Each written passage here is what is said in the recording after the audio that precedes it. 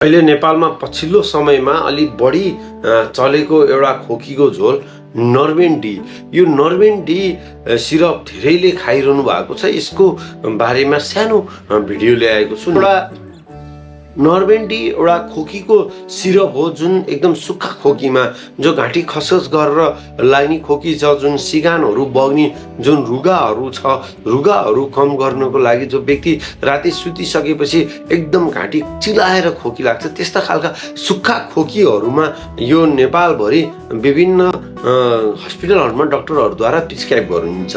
र यसमा अलिकति के भिन्नता छ, यो अरू खोकीको झोलहरू खाँदाखेरि ठिक नहुने र यो नर्भेन्ट डी खाँदाखेरि अलिकति बिरामीहरूले राहत मिलेको कुरा गर्नुहुन्छ। यसमा के फरक छ भन्दाखेरि यसमा डेक्स्ट्रोमेथोर्फेन भन्ने औषधि 10 mg छ, 5 ml बराबर, र यसमा क्लोरफेनिरामाइन भन्ने औषधि छ जो CPM भनेर भनिन्छ। त्यो क्लोरफेनिरामाइन भन्ने औषधि 4 mg छ। 5 ml मा 4 mg भयो, कहिलेकाहीँ यो 10 ml चलाउँदाखेरि 8 mg भयो। डबल स्ट्रेनमा भएको कारणले यसमा दुईटा मात्रै औषधि छ र डबल स्ट्रेनमा भएको कारणले डेक्स्ट्रोमेथोर्फेन अरूमा 15 mg हुन्छ, यसमा जम्मा 10 mg छ।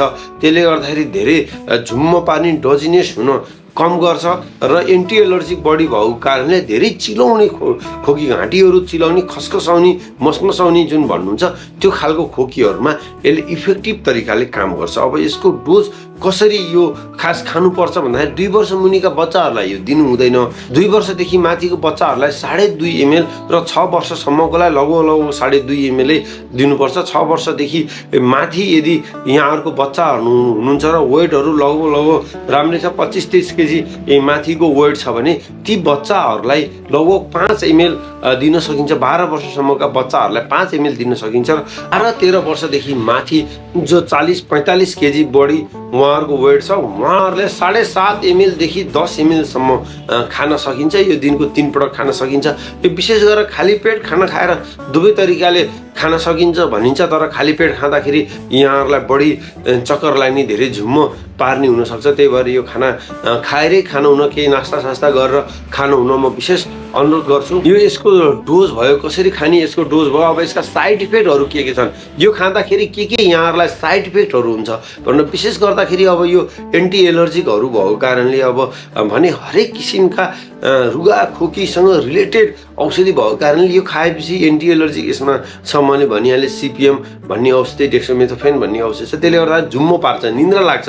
यसले अलिकति भनौँ न कतिपयहरूलाई एकदम हातखुट्टाहरू गले जस्तो गराउने यो औषधि खाइसकेपछि पेटहरू अप्ठ्यारो गर्ने, पेटहरू घोच्ने, वाक लाग्ने यस्ता खालका लक्षणहरू देखाउँछ। विशेष गरेर निन्द्रासँग रिलेटेड, निन्द्रा लाग्ने जस्ता लक्षणहरू बढी देखिने गर्छ। अब कसले नखाने भन्दाखेरि 2 वर्ष मुनिका बच्चाहरूलाई यो डेक्स्ट्रोमेथोर्फेन दिनुहुन्न र जो अशक्त हुनुहुन्छ, जो कमजोर हुनुहुन्छ, जो शारीरिक अवस्थाले एकदम कमजोर हुनुहुन्छ, उहाँहरूलाई खाँदाखेरि एकदमै बढी निन्द्रा लाग्ने, एकदम बढी हाई लाग्ने, एकदम कमजोरी हुने, कहाँ गएर ढलिन्छ जस्तो हुने हुन्छ। त्यसले गर्दा उहाँहरूलाई दिनुहुन्न। त्यस्तै गरी ड्राइभिङ गर्ने, मिसनरी सामानहरू चलाउनेहरूलाई दिनुहुन्न।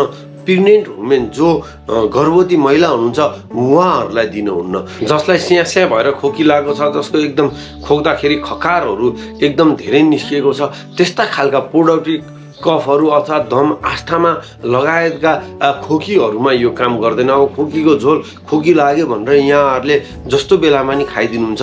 यो अलिकति प्रोडक्टिभ कफ, खकार निस्किने र दमहरू जसलाई छ, त्यस्ता व्यक्तिहरूले यो औषधिहरू ले खास काम गर्दैन। यो सुक्खा खोकीको लागि, यो सुक्खा खोकी जसलाई लागेको छ, जसलाई घाँटी धेरै नै खसखसाएर खोकीहरू लागेको छ, उहाँहरूले खान सक्नुहुन्छ।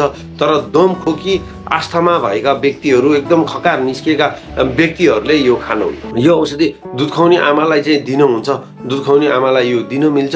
र खोकीको औषधि नर्भेन्ट डी को बारेमा मैले सानो भिडियो यहाँहरूलाई बनाएँ। यो भिडियो कस्तो लाग्यो, अब यस्तै इन्फर्मेटिभ भिडियोको लागि मेरो निपुण च्यानल स्वास्थ्य टिप्स सब्सक्राइब गर्नुहुन यहाँहरूलाई विशेष अनुरोध गर्दै आजलाई बिदा हुन्छु। Bye bye.